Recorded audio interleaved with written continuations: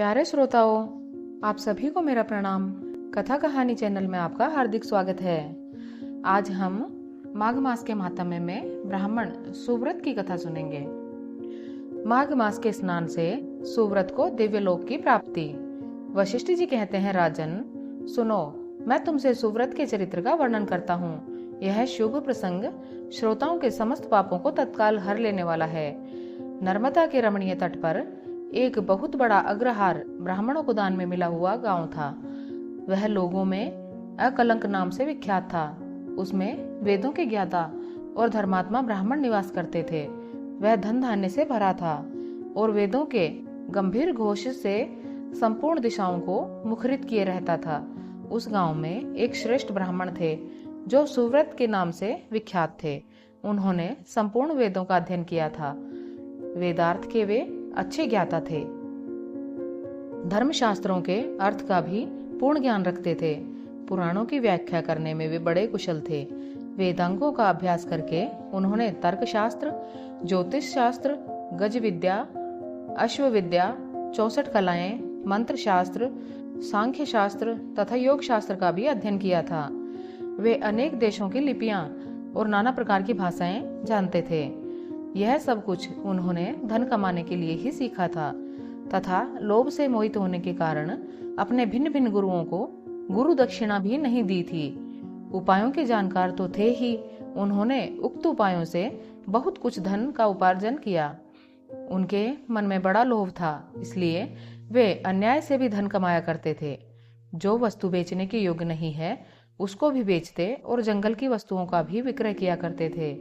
उन्होंने चांडाल आदि से भी दान लिया, कन्या बेची तथा गो, तिल, चावल, रस और तेल का भी विक्रय किया। वे दूसरों के लिए तीर्थ में जाते, दक्षिणा लेकर देवता की पूजा करते, वेतन लेकर पढ़ाते और दूसरों के घर खाते थे। इतना ही नहीं, वे नमक, पानी, दूध, दही और पकवान भी बेचा करते थे। इस तरह अनेक उपायों से उन्होंने यत्न पूर्वक धन कमाया। धन के पीछे उन्होंने नित्य नैमित्तिक कर्म तक छोड़ दिया था। न खाते थे न दान देते थे, हमेशा अपना धन गिनते रहते थे कि कब कितना जमा हुआ। इस प्रकार उन्होंने 1 लाख स्वर्ण मुद्राएं उपार्जित कर ली। धनोपार्जन में लगे लगे ही वृद्धावस्था आ गई और सारा शरीर जर्जर हो गया। काल के प्रभाव से समस्त इंद्रियां शिथिल हो गई। अब वे उठने और कहीं आने जाने में असमर्थ हो गए। धनोपार्जन का काम बंद हो जाने से स्त्री सहित ब्राह्मण देवता बहुत दुखी हुए। इस प्रकार चिंता करते करते जब उनका चित्त बहुत व्याकुल हो गया, तब उनके मन में सहसा विवेक का प्रादुर्भाव हुआ। सुव्रत अपने आप कहने लगे, मैंने नीच प्रतिग्रह से, नहीं बेचने योग्य वस्तुओं के बेचने से तथा तपस्या आदि का भी विक्रय करने से यह धन जमा किया है, फिर भी मुझे शांति नहीं मिली। मेरी तृष्णा अत्यंत दुस्सह है। यह मेरु पर्वत के समान असंख्य स्वर्ण पाने की अभिलाषा रखती है। अहो, मेरा मन महान कष्टदायक और संपूर्ण क्लेशों का कारण है। सब कामनाओं को पाकर भी यह फिर दूसरी नवीन कामनाओं को प्राप्त करना चाहता है। बूढ़े होने पर सिर के बाल पक जाते हैं, दांत टूट जाते हैं, आंख और कानों की शक्ति भी क्षीण हो जाती है, किंतु एक तृष्णा ही ऐसी है जो उस समय भी नित्य तरुण होती जाती है। जिसके मन में कष्टदायिनी आशा मौजूद है, वह विद्वान होकर भी अज्ञानी है, अशांत है, क्रोधी है और बुद्धिमान होकर भी अत्यंत मूर्ख है। आशा मनुष्यों को नष्ट करने वाली है, उसे अग्नि के समान न जानना चाहिए। अतः जो विद्वान सनातन पद को प्राप्त करना चाहते हो, वह आशा का परित्याग कर दें।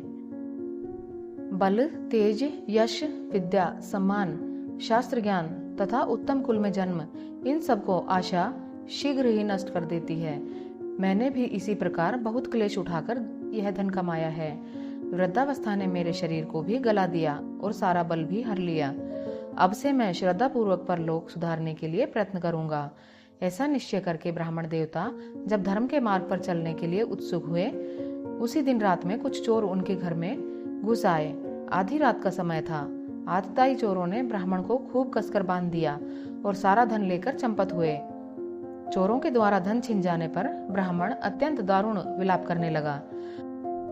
हाय, मेरा धन कमाना धर्म भोग अथवा मोक्ष किसी भी काम में नहीं आया। न तो मैंने उसे भोगा और न दान ही किया। फिर किस लिए धन का उपार्जन किया? हाय हाय, मैंने अपने आत्मा को धोखे में डालकर यह क्या किया? सब जगह से दान लिया और मदिरा तक का विक्रय किया। पहले तो एक ही गो का प्रतिग्रह नहीं लेना चाहिए। यदि एक को ले लिया तो दूसरी का प्रतिग्रह लेना कदापि उचित नहीं है। उस गो को भी यदि बेच दिया जाए तो वह 7 पीढ़ियों को दग्ध कर देती है। इस बात को जानते हुए भी मैंने लोभवश ऐसे ऐसे पाप किए हैं। धन कमाने के जोश में मैंने एक दिन भी एकाग्रचित होकर अच्छी तरह संध्योपासना नहीं की। अगर्भ या सगर्भ प्राणायाम भी नहीं किया। 3 बार जल पीकर 2 बार होठ पोंछकर भली भांति आचमन नहीं किया। उतावली छोड़कर और हाथ में कुश की पवित्री लेकर मैंने कभी गायत्री मंत्र का वाचिक उपांशु अथवा मानस जप भी नहीं किया। जीवों का बंधन छुड़ाने वाले महादेव जी की आराधना नहीं की।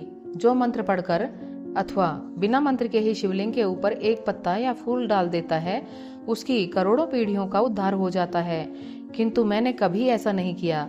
संपूर्ण पापों का नाश करने वाले भगवान विष्णु को कभी संतुष्ट नहीं किया। 5 प्रकार की हत्याओं के पाप शांत करने वाले पंचयज्ञों का अनुष्ठान भी नहीं किया। स्वर्गलोक की प्राप्ति कराने वाले अतिथि के सत्कार से भी वंचित रहा। सन्यासी का सत्कार करके उसे अन्न की भिक्षा नहीं दी। ब्रह्मचारी को विधि पूर्वक अतिथि के योग्य भोजन नहीं दिया। मैंने ब्राह्मणों को भांति भांति के सुंदर एवं महीन वस्त्र नहीं अर्पण किए। सब पापों का नाश करने के लिए प्रज्वलित अग्नि में घी से भीगे हुए मंत्रपूत तिलों का हवन नहीं किया। श्री सूक्त, पावमानी ऋचा, मंडल ब्राह्मण, पुरुष सूक्त और परम पवित्र शतरुद्रीय मंत्र का जप नहीं किया। पीपल के वृक्ष का सेवन नहीं किया। अर्क त्रयोदशी का व्रत त्याग दिया। वह भी यदि रात को अथवा शुक्रवार के दिन पड़े तो तत्काल सब पापों को हरने वाली है, किंतु मैंने उसकी भी उपेक्षा कर दी। ठंडी छाया वाले सघन वृक्ष का पौधा नहीं लगाया। सुंदर सैया और मुलायम गद्दे का दान नहीं किया। पंखा, छतरी, पान तथा मुख को सुगंधित करने वाली और कोई वस्तु भी ब्राह्मण को दान नहीं दी। नित्य श्राद्ध, भूत बलि तथा अतिथि पूजा भी नहीं की। उपर्युक्त उत्तम वस्तुओं का जो लोग दान करते हैं वे पुण्य के भागी मनुष्य यमलोक में यमराज को, यमदूतों को और यमलोक की आत्माओं को नहीं देखते। किंतु मैंने यह भी नहीं किया। गौओं को ग्रास नहीं दिया। उनके शरीर को कभी नहीं खुजलाया। कीचड़ में फंसी हुई गाय को, जो गोलोक में सुख देने वाली होती है, मैंने कभी नहीं निकाला। याचकों को उनकी मुंह मांगी वस्तुएं देकर कभी संतुष्ट नहीं किया।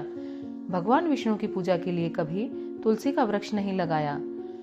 शालिग्राम शिला के तीर्थभूत चरणामृत को न तो कभी पिया और न मस्तक पर ही चढ़ाया। एक भी पुण्यमयी एकादशी तिथि को उपवास नहीं किया।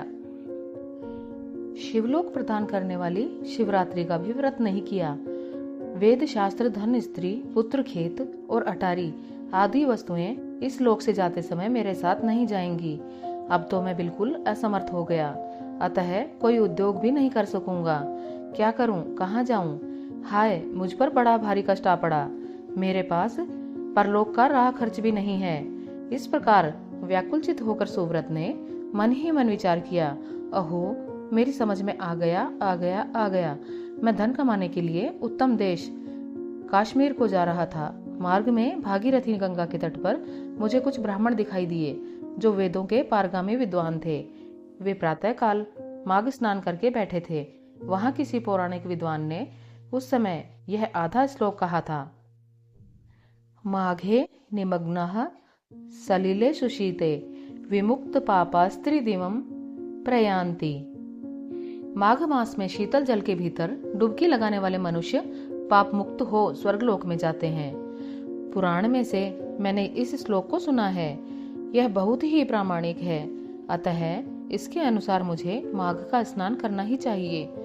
मन ही मन ऐसा निश्चय करके सुव्रत ने अपने मन को सुस्थिर किया और 9 दिनों तक नर्मदा के जल में माघ मास का स्नान किया।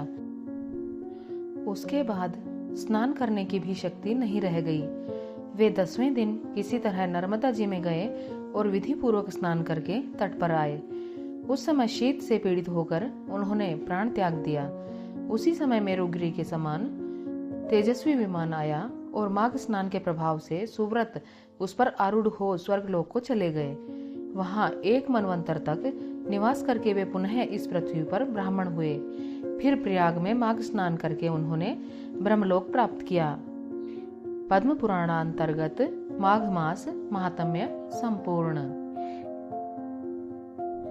इस पवित्र कथा के माध्यम से हमें जो भी ज्ञान मिला उसे अपने जीवन में लागू करें और आगे बढ़ें। हमारी कथा कहानी सुनने के लिए आपका बहुत बहुत धन्यवाद।